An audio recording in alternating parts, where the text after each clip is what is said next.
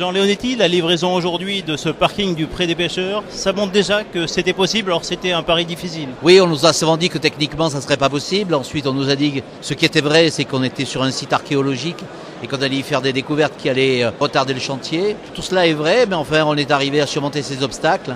Et donc aujourd'hui, 600 places au pied des remparts du Vieil Antibes sont disponibles avec bien sûr une découverte archéologique de premier plan qui a été une bonne nouvelle, même si elle a été onéreuse et si elle a décalé de quelques mois la fin du chantier. Ce parking et son emplacement répond à un véritable besoin. Oui, le besoin, il est bien sûr l'attractivité du Vieil Antibes. Le Vieil Antibes est attractif parce qu'il y a un tissu commercial de grande qualité. Il est attractif aussi parce qu'il y a un niveau de restaurant et de brasserie qui est aussi d'excellente qualité. Puis il y a le musée Picasso et les remparts qui sont visités par beaucoup de touristes. Donc il fallait trouver le moyen de faire en sorte que cet afflux de population supplémentaire sur un petit espace puisse trouver un lieu de domicile. Et donc c'est la raison pour laquelle, en plus des parkings qui existent en surface et en plus de la voirie, eh bien, on a fait construire 600 places sous le Pré des Pêcheurs.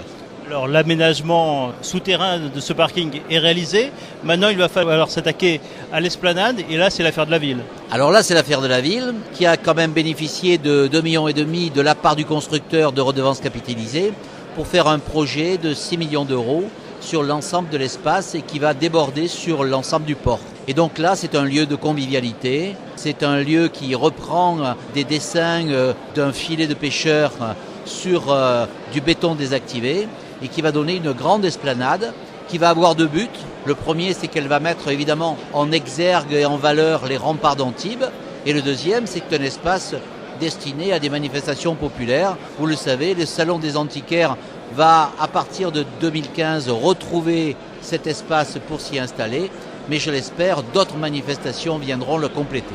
L'existence de ce parking va permettre d'accélérer la piétonisation du Vieil Antibes ? Eh bien, on va la faire par étapes. Bien sûr, d'abord, on va réhabiliter en 2015 la place nationale pour y remettre le kiosque qui était dans les vieilles photos jaunies que l'on retrouve sur le Vieil Antibes.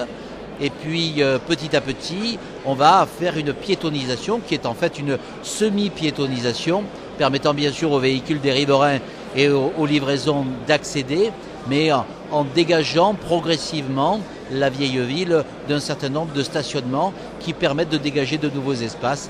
La vieille ville d'Antibes est très belle, elle est reconnue par tout le monde, elle surplombe des remparts, elle a le musée Grimaldi, le musée Picasso, et il faut que nous trouvions cette convivialité. Je pense qu'il y a un double intérêt, il y a un intérêt patrimonial, mais il y a aussi un intérêt économique, et je pense que l'ensemble des commerçants y trouveront leur compte.